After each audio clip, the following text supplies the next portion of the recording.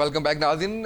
जुल्फ़िकार आज़ाद साहब, सर मैं अब ब्रिगेड साहब से भी ये पूछना चाह रहा था, पूछा जवाब दे दिया कि सियासी माफियाज कौन है, खुल के हम क्यों नहीं इस पे बात करते जो अभी DGI-SPR ने भी बात की है।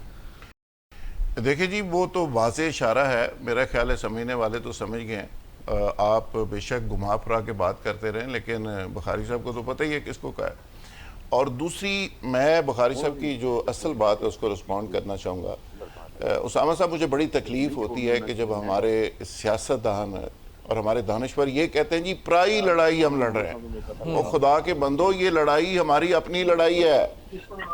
ये अब हमारे घर में घुस चुकी है। हमारे बच्चे इसमें कुर्बान हो गए हैं, हमारे सिपाही इसमें शहीद हो गए हैं, हमारे जर्नैल इसमें शहीद हो गए हैं, हमारे जर्नलिस्ट इसमें शहीद हो गए, हमारे सिविलियन इसमें सैकड़ों की तादाद में शहीद हो गए और बिलियंस डॉलर की मैशत तबाह बर्बाद हो गई है।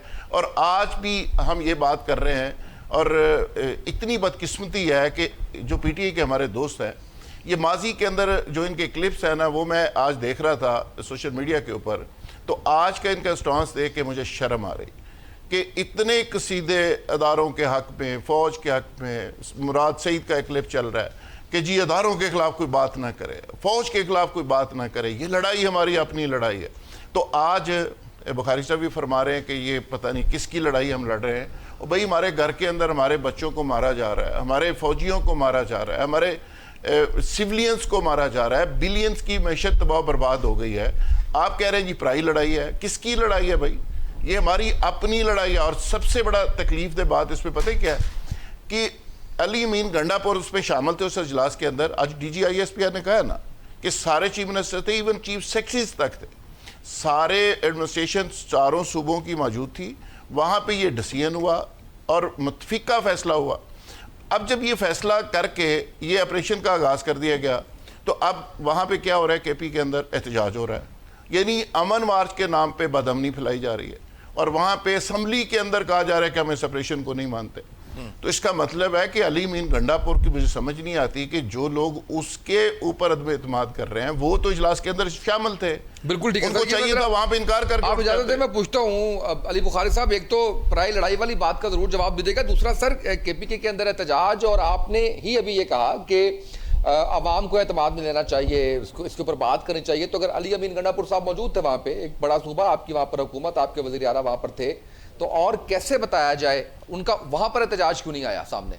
नहीं उसामा भाई, बहुत शुक्रिया आपका जी। थोड़ा सा ना इसमें मैं कहता हूँ मिस रिप्रेजेंटेशन भी है, और इसको अगर मैं ये कहूँ कंसीलमेंट ऑफ फैक्ट है तो वो ज्यादा बेहतर होगा।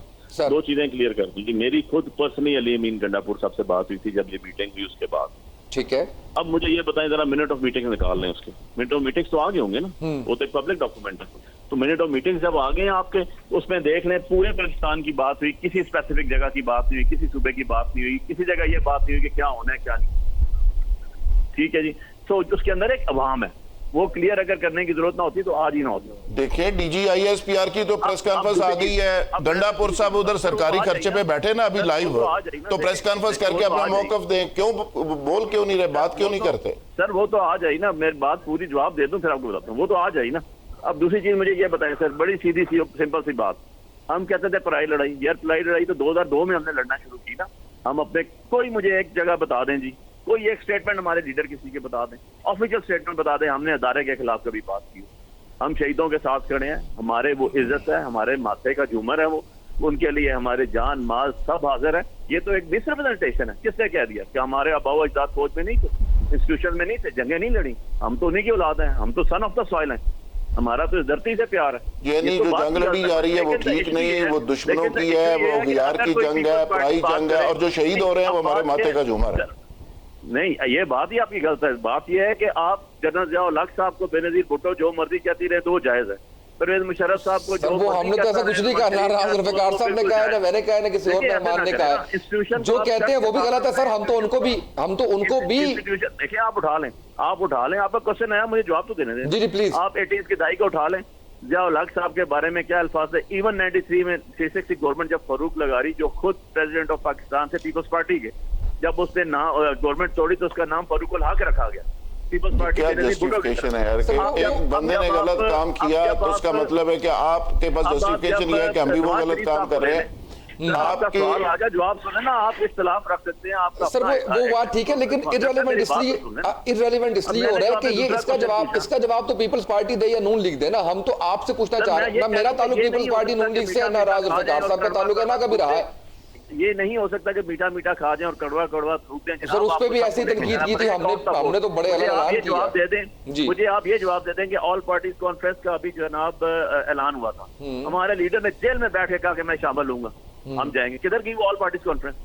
मैं कहता हूँ आपने जो ये अली अमीन गंडापुर के हवाले से बात की, निकाले मिनट ऑफ मीटिंग, वो तो कहीं नहीं जा सकते ना। मिनट ऑफ मीटिंग तो वहां पर किस जगह की बात हुई है, कहाँ के एक्शन की बात हुई है? ऐसे नहीं होता। आपने जब चीजें करनी है तो बड़ी फेयर एंड ट्रांसपेरेंट तरीके से कर दी। इसके अंदर मेरा तेरा नहीं, हम सबका मुल्क, हम सबका स्टेक है इसके अंदर। सो उसको आपको अक्रॉस द बोर्ड होकर सोचना है, ये नहीं सोचना कि यार एक साइड पे हो रहा है। हम भी ये कह रहे, किसी भी जगह किसी एक लीडर हमारे की, हमारे जो पार्टी लीडरशिप है उसकी तरफ से स्टेटमेंट दे दें, किसी ने ये कहा हो कि हम टेररिज्म को किसी तरह की सपोर्ट करते हैं, नॉट एट ऑल। हम तो इस लफ्ज के खिलाफ हैं। हम तो जो ये लोग करते हैं उनके लिए कहते हैं टॉलरेंस लेवल 0 होना चाहिए। फिर ये बताइएगा कि नाइन्थ मे के ऊपर चले जाएं। अब मेरी यार सुन लेना, इवन एंड अदरवाइज आप 9 मई पे चले जाएं। 9 मई के ऊपर भी हमारा एक स्टांस है, जिन्होंने गुनाह किया है उनको सजा दे, बेगुनाहों को मत सजा दे यार। सीसीटीवी फुटेज हम कहते हैं निकाल के ले आए। तो बात है, हमारा तो बड़ा क्लियर स्टांस है। अब मुझे नहीं समझ आती कि इसमें कौन सी रॉकेट साइंस है। भाई जो गुनाहगार है, जिसने कोई गुनाह किया है, उसको उसके कॉन्सिक्वेंसेस हैं। अच्छा सर मुझे ये बताएं कि मतलब आप सबको उठा के ले जाएं और सबको उठा के रगड़ा दें। सर मुझे फिर ये बताएं कि फिर अज़्म इस्तेहकाम, आप कहते हैं कि हम दहशतगर्दों के ना साथ हैं, हम बल्कि खिलाफ हैं, हम बल्कि चाहते हैं खात्मा हो। फिर अज़्म इस्तेहकाम पे एतराज किस बात का है कि आप सिर्फ उस इजलास के अंदर आपसे बात नहीं की गई, ये इस चीज के ऊपर एतराज है? सर बिल्कुल एतराज नहीं है। अज़्म इस्तेहकाम जो है, जरा मुझे उसके वेयर अबाउट्स आप बता दें, इसी प्रोग्राम में अभी बता दें, उसके वेयर अबाउट्स बता दें। एक पहले भी होते रहे ऑपरेशन, वेयर अबाउट्स होते थे, उसका तरीकाकार होता था। मैं तो कह रहा हूँ ना, ऑपरेशन नहीं है ना सर, बताया तो है, बड़ा कैटेगोरिकल बताया DGISPR ने कि ये ऑपरेशन नहीं है, मुनज़्ज़म कार्रवाइयां होंगी दहशतगर्दों के खिलाफ। हमारा ऑफिशियल, इसके ऊपर हमारा ऑफिशियल स्टेटमेंट भी आ जाएगा। कितने दिन पहले मीटिंग हुई है, कब से स्टार्ट हुआ है वो, और कब से आपका ये स्टेटमेंट है, यही ऑल चीजें आप इकट्ठे रखते हैं। ठीक है मेरा ख्याल है कि सर ये समझ आ रही है आपको कि एतराज क्या है? सर मुझे कुछ समझ नहीं आ रही। सर ये सुनिएगा, वापस आते हैं। यही सबसे बड़ा इनका PTI का इशू है, यही इनका सबसे बड़ा प्रॉब्लम है। एक ही वक्त में 3 बातें वो करी जा रहे हैं, और यही वजह है कि आज PDM की गवर्नमेंट है, यही वजह है कि आज नवाज लीग गवर्नमेंट के अंदर है, और इनकी PTI की गलतियों का नतीजा है कि आज वो लोग इक़्तिदार के अंदर हैं जिनका इन्होंने कभी सोचा ही नहीं था। तो आज भी एक तरफ कह रहे हैं ये पराई जंग है, हमारे लीडर का वाज़ेह मौक़िफ़ है, दूसरी तरफ कहते हैं जी दहशतगर्दों को हम छोड़ेंगे नहीं, तीसरी तरफ कहते हैं शहीद हमारे माथे का झूमर है, चौथी साइड पे ये हो रहा है कि वहाँ पे असम्बली के अंदर एहतजाज हो रहा है इस ऑपरेशन के खिलाफ, और बनू के अंदर जो कुछ हुआ, और वहाँ पे अमन मार्च के नाम पे बदअमनी फैलाई जा रही है। तो ये अगर PTI का यही स्टॉन्स रहा तो इदारों के साथ तसादम में इसी तरह ही PTI आगे बढ़ती रही, तो आज जो पॉपुलैरिटी का ये जोम है वो आने वाले वक्त में ये भी ख़त्म हो जाएगा, ये भी तकसीम हो जाएगा। तो अदारों के साथ लड़ाई का नतीजा क्या निकलेगा? नतीजा मुल्क क्या मजबूत होगा, मुल्क कमज़ोर होगा। अदारे कमज़ोर होंगे तो क्या होगा? अगर पॉलिटिकल लीडरशिप के खिलाफ कोई ऐसा एक्शन होता है तो फिर क्या होगा? तो मैं समझता हूँ कि आज ज़रूरत इस बात की है कि इस तरह की इख्तलाफी बातें करने की ज़रूरत नहीं है। आज मिल बैठ के ये जो चैलेंज है पाकिस्तान को, इन सारे चैलेंजेस को निपटने की ज़रूरत है। और उसामा ये पॉसिबल नहीं है उस वक्त तक जब तक सारी लीडरशिप सर जोड़ कर ना बैठे।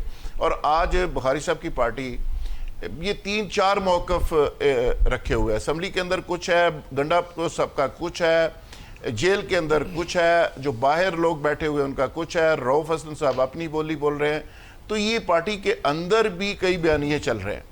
मेरा ख्याल अभी इस पे राज जुल्फ़िकार साहब शायद इस पे क्लैरिटी इसलिए भी आ जाएगी कि अली बुखारी साहब ये कह रहे हैं कि इदारे के प्रेस कॉन्फ्रेंस हुई है तो हमारी जो पार्टी है उसका मौक़िफ़ भी इसके ऊपर आ जाएगा। वो उस पर देखें कि हो सकता है कि हम शायद थोड़ा सा देखें उसमें कुछ पॉजिटिव हो चीज़, क्योंकि मेरा ख्याल है कि जब भी किसी किस्म के इस तरह के मामले की बात होती है जिसके अंदर दहशतगर्दी के खात्मे के लिए हमने बात करनी होती है तो उसमें तमाम पोलिटिकल पार्टीज, अवाम, इदारे सबको एक पेज के ऊपर जो है वो होना ज़रूरी है। नईम करीम साहब पाकिस्तान मुस्लिम लीग नून के रहनुमा हमारे साथ मौजूद है। नईम करीम साहब ये बताइएगा मुझे कि अभी अली बुखारी साहब पाकिस्तान तहरीक इंसाफ से ये फरमा रहे थे कि ऑल पार्टीज कॉन्फ्रेंस का क्या बना, उसके बारे में थोड़ा सा बताइएगा। अस्सलाम वालेकुम भाई, बहुत शुक्रिया आपका कॉल करने का। सर मैं भी यूके में था जिसकी वजह से लेट हो गया मैं।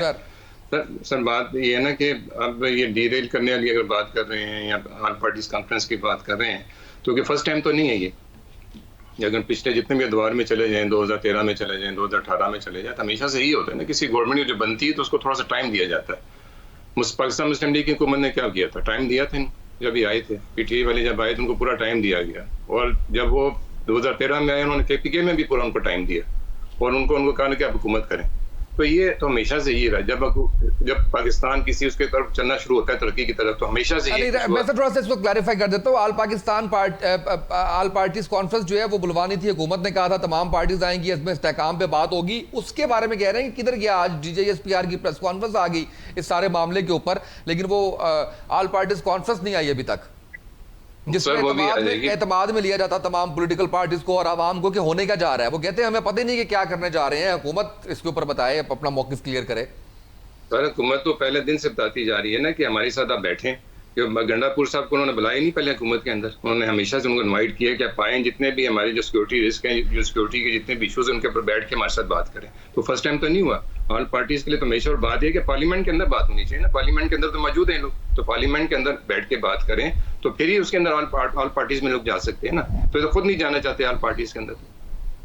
अली बुखारी साहब सर कुछ कहना चाहेंगे, कोई क्लैरिटी आई आपको? भाई मैं तो हकीकत की दुनिया में रहता हूँ ना, मैं ख्वाबों ख्यालों की दुनिया में तो नहीं रहता हूँ। मुझे जरा एक दफा बता दें कि पार्लियामेंट का पिछले 1 महीने में इजलास हुआ, किसके अंदर ये डिबेट लेकर आए हैं? गवर्नमेंट का काम था ना। दूसरी साइड से प्राइम मिनिस्टर कहता है कि मैं बात करना चाहता हूँ, किससे बात करेगा? इमरान खान साहब केस से बरी होते हैं, बाहर आने से बजाय 4 पर्चे और देती है, कौन देती है? गवर्नमेंट दे रही है ना। सो द थिंग इज कि ऐसे नहीं होता कि यार आप जो बात कर रहे हैं उसको एग्जीक्यूट कैसे कर रहे हैं आप। मैं तो हैरान हूँ बात करके। अब जितनी अभी हमारी डिबेट हो रही है, मैंने तो एक बात की ना, मैंने कोई इलॉजिकल या इलीगल बात नहीं की। मैंने कहा हर चीज का मिनट ऑफ मीटिंग्स होते हैं, मिनट ऑफ मीटिंग्स निकाल के देख लें। फ्लोर ऑफ द असेंबली किस लिए बनाई जाती है? लोगों के रिप्रेजेंटेटिव। मैं 2 मिनट के लिए ये भी छोड़ता हूँ कि फॉर्म 47 की पैदावार है और सो कॉल्ड है, किसके हुकूमत को बात कर रहे हैं जो ये बार बार अपने चेंज कर रहे हैं, ट्रिब्यूनल चेंज हो जाए। इवन एंड अदरवाइज आपने वहां पर हमारे मेंबर ऑफ नेशनल असेंबली 92 की तादाद में बैठे हुए हैं। कब आपने बात किया वहां पर, बात किया किसी से? कब आपने डेलीगेशन बनाया अपना गवर्नमेंट ने कि जी ये लोग हैं जो इशू के ऊपर बात कर रहे हैं? कब ऐसी बात हुई है? Nothing is on the record. सारी हवाई बातें हैं, ये सारी खाबी ख्याली बातें हैं। जब आप लोगों का इस किस्म का कोई ऑपरेशन के बारे में, किसी और बारे में, कोई तनाज़ात हल करने के बारे में, मुल्क की तरक्की के बारे में किस जगह लेकर चले आप, मुझे ये तो बता दें। हर तीसरे दिन FIR, हर तीसरे दिन FIR, हर तीसरे दिन लोगों के ऊपर मुकदमे, मेन लीडरशिप को अंदर बंद करके कहीं हम बातें करें, ऐसे बातें नहीं होती। अच्छा, उसके लिए बुखारी साहब ये फरमाइएगा, बुखारी साहब ये मिनट ऑफ मीटिंग्स बनाने पड़ते हैं। मैं तो बार बार आके रुक जाऊं ना कि मिनट ऑफ मीटिंग्स तो कोई होंगे ना, कोई चीज तो ब्लैक एंड व्हाइट में होगी ना यार। अभी बुखारी साहब, अभी राज जुल्फिकार साहब भी बात कर रहे थे और मैं भी आपसे जानना ये चाह रहा हूं कि इतने मसाइल हैं पाकिस्तान के, आपने खुद कहा कि हम फौज के साथ हैं, आपने खुद कहा शुहदा जो है वो हमारे माथे का झूमर है, आपने खुद कहा कि हम लोग तसव्वुर भी नहीं कर सकते कि हम अपने इदारे को जो है वो मिलान करें। सर एहतजाज इसके ऊपर क्यों किया जा रहा है? बाकी इतने मामला आते हैं, इकॉनमी पे हमें नजर आता है, हम कुछ देखते हैं, तो ये तो बड़ी क्लियर सी बात नजर आ रही है कि आप जो है वो खासकर इसके खिलाफ जा रहे हैं। मुझसे पूछा था? जी सर, मैंने आपसे पूछा। जी देखें, मैं आपको बताऊं, एक आपको याद हो तो जो ये सिटिंग मिनिस्टर हैं हमारी, सिटिंग गवर्नमेंट के सो कॉल्ड अता तारड़ साहब, इन्होंने पब्लिकली प्रेस कॉन्फ्रेंस में कहा था कि हम ये चीज फ्लोर ऑफ द हाउस लेके जाएंगे और वहां जाके डिबेट करेंगे। फ्लोर ऑफ द हाउस, मैं I take full responsibility of my word. जरा चेक कर लीजिएगा कितने दिन पहले कहा था और आज तक क्या फ्लोर ऑफ द हाउस पे कोई चीज आई है? अता तारड़ कह रहे हैं बैठ के, आपके जो मिनिस्टर बैठे हुए, इतनी रिस्पॉन्सिबिलिटी इतने बड़े इशू के ऊपर, ये तो डे फर्स्ट होना चाहिए था। इन कैमरा हो जाता, मैं कहता हूँ 2 मिनट के लिए इन कैमरा हो जाता। For the sake of country हो रहा है, for the sake of the betterment of the country हो रहा है, विद नो टाइम होना चाहिए था और करके इसको डिसाइड करके 1-2 में होना चाहिए था। यार आपने काम ही कोई नहीं किया गवर्नमेंट ने, और वो अब हिले बहाने ढूंढ रही है, कभी वन साइड और अनदर साइड। ऐसे तो नहीं होता ना। मैंने आपको एग्जांपल दिया इतनी कैटेगरिकली। गवर्नमेंट ने कहा ऑल पार्टी कॉन्फ्रेंस बुलाऊंगा, किधर है वो? नजर ही नहीं आ रही। गवर्नमेंट के मिनिस्टर बैठ के कह रहे हैं हम फ्लोर ऑफ द हाउस लेके आएंगे, इसको डिस्कस करेंगे। मैं आपसे on speaking for my self कह रहा हूँ कि अच्छा जी इन कैमरा ब्रीफिंग दे दें आप लोगों को। आपने बताया ही नहीं floor of the house. Right sir, मैं राज जुल्फिकार साहब की इंडिपेंडेंट राय है सर, मैं उनसे जानता हूं। को बेचारे को खुद आके प्रेस करनी पड़ी क्योंकि हुकूमत नालायक है, बैठे हुए फॉर्म 47। ओके ठीक है सर, मैं सर पूछता हूँ सर, क्या DJSPR की प्रेस कॉन्फ्रेंस का आप भी यही मतलब लेते हैं कि हुकूमत नालायक है? दूसरी बात ये है कि क्या हुकूमत जो है वो उसका ये आप समझते हैं कि ये गलतियां सारी जो बता रहे हैं अली बुखारी साहब के, पार्लियामेंट के अंदर इसका जिक्र नहीं किया गया, ऑल पार्टीज कॉन्फ्रेंस नहीं बुलवाई गई? देखिए जी, पाक फौज का अदारा तो पूरी इसकी रिस्पॉन्सिबिलिटी ले रहा है और आज उन्होंने इस ऑपरेशन का उसके खदोखल भी बताए और इसकी पूरी जिम्मेदारी ली और इसको आगे बढ़ाने के अज़म का इजहार भी किया। और इसमें बुखारी साहब को ज़ाहिर है उन्होंने बाद में तो नहीं लेना आके, एक फोरम होता है, गंडापुर साहब वहाँ मौजूद थे और गंडापुर साहब पूरी कैबिनेट लेके अपनी सिर्फ वो कहते हैं मिनट ऑफ मीटिंग निकालने कुछ भी नहीं है मैं उसमें। एक और बात शायद उनके नॉलेज में ना हो, वो कोर कमांडर साहब के पास चाय पीने गए थे तो वहाँ से ही पूछ लेते कि तफसील तो उन्होंने बताई होगी कोर कमांडर पेशावर ने जब चाय उनके साथ पी रहे थे। तो मैं समझता हूँ कि गंडापुर साहब पूरी तरह से ऑन बोर्ड है, वो उस मीटिंग के अंदर भी मौजूद थे जहाँ ये फैसला हुआ और असम्बली के अंदर कहते हैं ना ये डिस्कशन नहीं हुई। अली बुखारी साहब आप एक फोन और कीजिएगा गंडापुर साहब को, उनसे पूछिएगा जो बात रहा पूछिएगा कि कोर कमांडर साहब के पास वो चाय पीने गए थे, सारे लोगों को लेके गए थे या नहीं गए थे? नहीं सर, दोबारा फोन करके पूछिएगा जो अभी खबर दे रहे हैं या नहीं हुई थी। और मीटिंग्स तो आएंगे ना सर। सर आप ये तो पूछे ना जो अभी रात जरूर पूछिए। आप देखिए एक एक बंदे को आके एक एक पॉलिटिकल वर्कर को तो इत्मीनान में नहीं लिया जा सकता ना ऐसे फैसले पे। और दूसरी बात यह है कि क्या पाकिस्तान के अंदर दहशतगर्दी हो रही है, क्या हमारे लोग मर रहे हैं, क्या अदारों को टारगेट किया जा रहा है, क्या लोग शहीद हो रहे हैं? अगर हो रहे हैं और ये दहशतगर्दी एक चैलेंज है तो फिर दहशतगर्दी के खिलाफ अगर कोई ऑपरेशन है तो हमें एतराज़ क्यों है? हम सोशल मीडिया के ऊपर पूरी कैंपेन क्यों चला रहे हैं? इसका मतलब यह है कि उस एफर्ट को अब सबोताज अब करते हैं उसामा साहब, तो इसका फायदा किसको होता है? दुश्मन को फायदा होता है। तो ये बेसिक मेरा पॉइंट है। मेरा ये इशू जो इनके साथ कहीं ज्यादती हुई है तो उस पर एहतजाज जरूर करें, उसको कोर्ट के अंदर भी चैलेंज करें, उस पर तनकीद भी करें। मेरा इशू यह है कि ये पाकिस्तान का जब मामला है, पाकिस्तान का मुकदमा है, इस कौम का मुकदमा है जिसपे बच्चे मर रहे हैं, जिसपे सिपाही शहीद हो रहे हैं, तो वहां पे उसको आप उस ऑपरेशन को मतनाज़े बनाएंगे, आप पूरे सोशल मीडिया के ऊपर कैंपेन चलाएंगे पूरी दुनिया के अंदर और उसको लेके इंडिया पूरी तरह से उसको मल्टीप्लाई करके आगे फैलाएगा। तो ये बेसिकली चीज है जिसको सोचने की जरूरत है कि आपका ये अमल कहीं ऐसा तो नहीं कि दुश्मन के हाथों में आप खेल रहे हैं। बिल्कुल ठीक है। अच्छा इसमें मैं नईम साहब आपसे ये जानना चाहूंगा, 2014 में भी आपकी हुकूमत थी, एपीएस हुआ, उसके बाद नेशनल एक्शन प्लान आया, आपकी हुकूमत रही, काफी साल रही, 18 के बाद फिर 3.5 साल पीटीआई, उसके बाद फिर पीडीएम की शक्ल में आप आए, उसके बाद आ गई आपकी केयर टेकर गवर्नमेंट, अब फिर आप हैं। सर आज जो डीजीआईएसपीआर ने बात की है, और ये बात आज से नहीं हम 2015 से कर रहे हैं कि फौज ने अपने पॉइंट्स जो है वो सारे के सारे उस पर काम कर दिया, हुकूमतों ने काम नहीं किया। आज मदरसों की रजिस्ट्रेशन की बात समेत, गाड़ियों की जो है वो रजिस्ट्रेशन समेत मुतअद्दिद चीजें जो है वो सामने रखी हैं, स्मगलिंग समेत वो रखा है। हुकूमत ने अगर माजी में आपने कुछ नहीं किया, आइंदा के लिए क्या लाया अमल है? नहीं सर, हुकूमत हमेशा से करती है, ये ऐसी बात नहीं है कि पहले नहीं किया, उन्होंने हमेशा से ऐसी नेशनल एक्शन प्लान का क्या कौन से पॉइंट हैं ऐसे, कौन से निकात हैं जिसके ऊपर आपकी हुकूमत ने काम किया है, वो बता दीजिएगा। पर देखिए अगर हम बात ही करें, इंफ्रास्ट्रक्चर की बात करते हैं, मेरा ताल्लुक है बलोचिस्तान से, जब मैं बलोचिस्तान से आता हूँ या पंजाब में या केपीके में तो मुझे फर्क नजर आता है। बात करने की ये है कि हमने काम तो हुकूमत ने किया है, ये नहीं किया कि 1998 में नहीं किया, उस टाइम पे किया उन्होंने।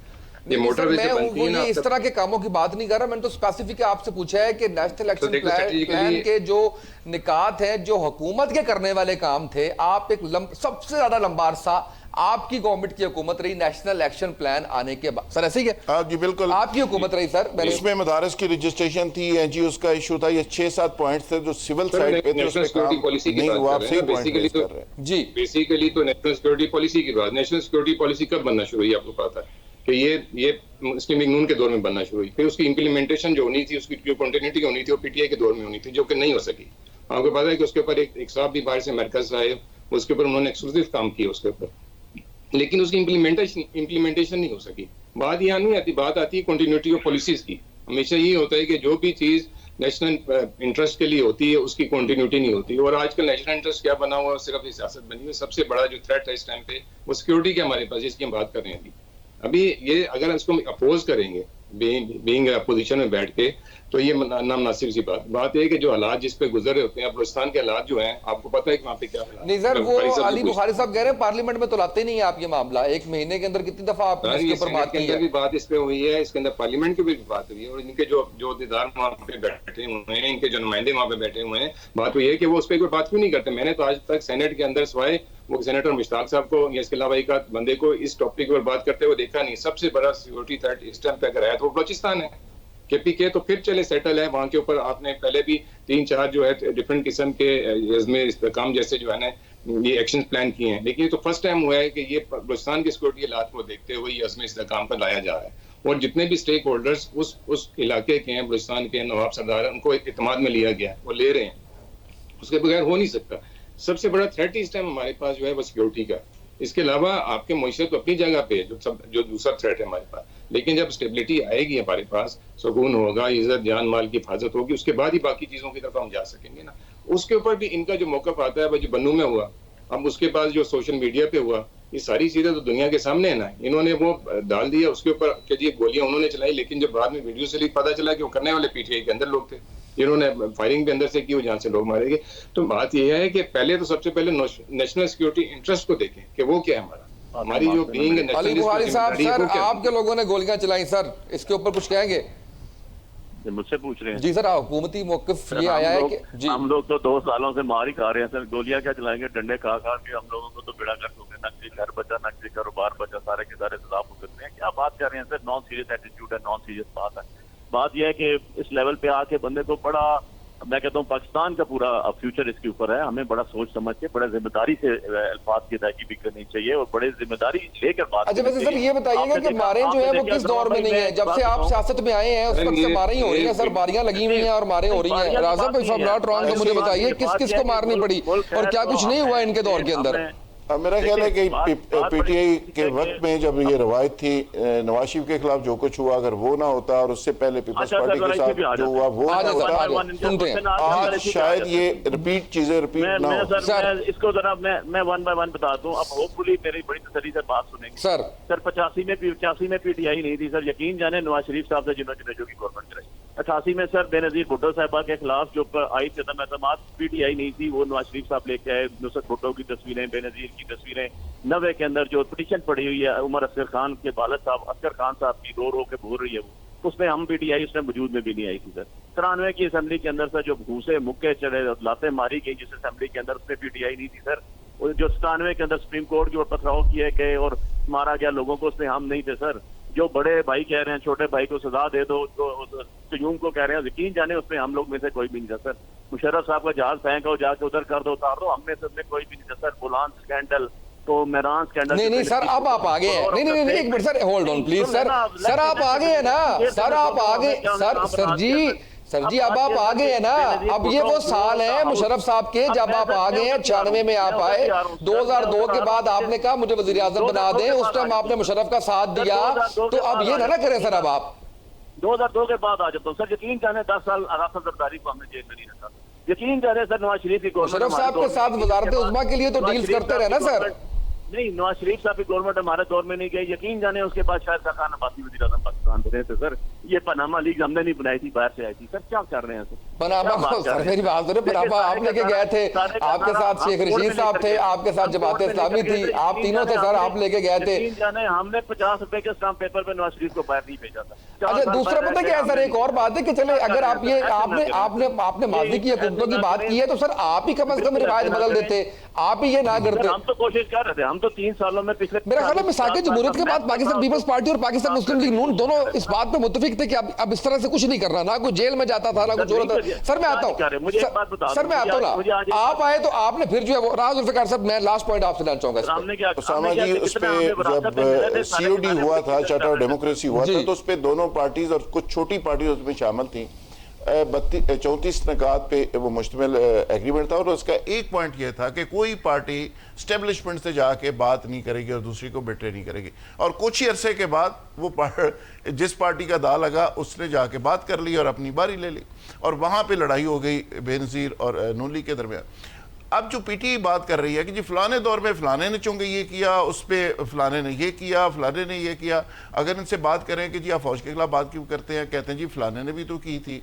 भाई सवाल ये कि ये कोई जस्टिफिकेशन है कि अगर कोई गलती कर रहा है तो वो आप किसी की गलती आपकी खूबी कैसे बन सकती है? सवाल ये है कि या तो आज पीटीआई कौम के सामने बैठ के खड़ी होकर प्रेस कॉन्फ्रेंस करके पिछले अपने सारे माल की माफ़ी मांगे और कहे कि जी हम आज से ये अहद करते हैं और सारी पार्टीज को हम इनवाइट करते हैं कि आज से ये रास्ता हम बंद कर दें, फिर तो हमें समझ लगे कि पीटीआई वाकई कोई एक नए रास्ते पे गामज़न राइट है। सर, बिल्कुल तो ठीक। अगर आप भी उसी रास्ते पे हैं कि जी टेलीफोन सानू भी आ जाए, तो फिर तो मेरा ख्याल है बात कि की ये और चली जाएगी। justify बहुत नहीं। शुक्रिया आपका राज जुल्फिकार साहब, आपने वक्त दिया है। सद नईम करीम साहब थे पाकिस्तान मुस्लिम लीग नून से, उनका शुक्रिया। अली बुखारी साहब बहुत ही मोहतरम पाकिस्तान तहरीक इंसाफ से, उन्होंने हमारा साथ दिया है। नाज़रीन थोड़ा सा अगर इसके ऊपर बात मैं एंड पे करूं, और वो यही है कि हमारे जो सिक्योरिटी के जितने भी मसाइल हैं, जितना हमने सफ़र किया है उसके ऊपर न सिर्फ आवाम को अपने इदारों के ऊपर भरोसा रखना चाहिए, बल्कि तमाम पॉलिटिकल पार्टीज़ को भी एक दूसरे को भी सपोर्ट करना चाहिए, इदारों को भी सपोर्ट करना चाहिए। आज के इस प्रोग्राम से इतना ही, इजाज़त दीजिए, अल्लाह हाफिज़।